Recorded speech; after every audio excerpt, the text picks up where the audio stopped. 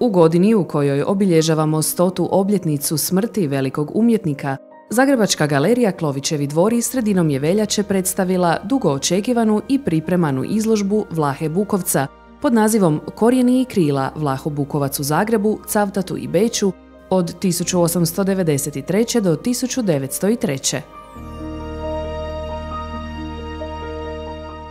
Tema izložbe, koja predstavlja drugi segment ciklusa Vlaho Bukovac u Europi, je Bukovčev život i opus nastao u Zagrebu, u razdoblju u kojem se umjetnik ističe kao središnja ličnost javnog kulturnog života, te mentor mlade generacije likovnih umjetnika. Njegov kolorizam obilježava čitavu generaciju zagrebačkih slikara, koji su prema toj karakteristici i nazvani Zagrebačkom šarenom školom, a zahvaljujući Vlahi Bukovcu, Zagreb je nedvojbeno postao središte likovnih zbivanja regije.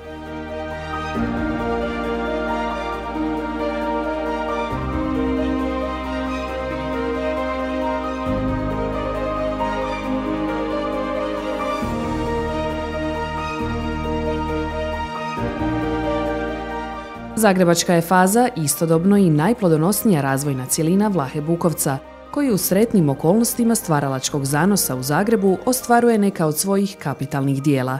Sudjelujući u društvenom životu Zagreba i družeći se s intelektualnom elitom, Bukovac će portretirati protagoniste ključnih obitelji poput Vranicanijevih, Pongračevih, Nosanovih, Miletića, Farkaša, Crnadaka ili Bergerovih.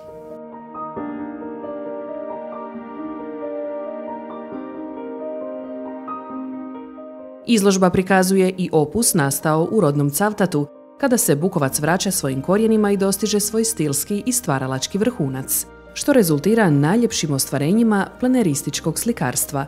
Nakon 4 godine, umjetnik s obitelji seli u Beč, gdje doživljava fantastičan uspjeh samostalnom izložbom.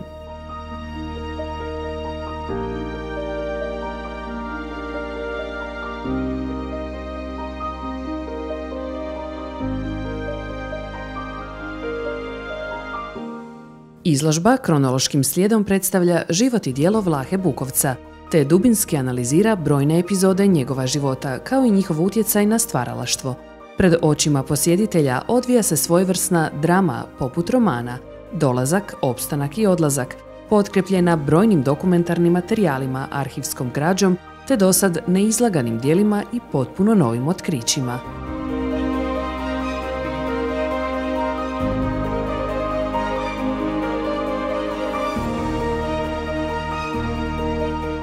Naglasimo kako su dijela za ovu izložbu prikupljena iz brojnih muzejsko-galerijskih institucija diljem Hrvatske i susjednih država, kao i privatnih zbirki, što je rezultiralo velikim brojem predstavljenih dijela koja su potpuno nepoznata današnjoj publici.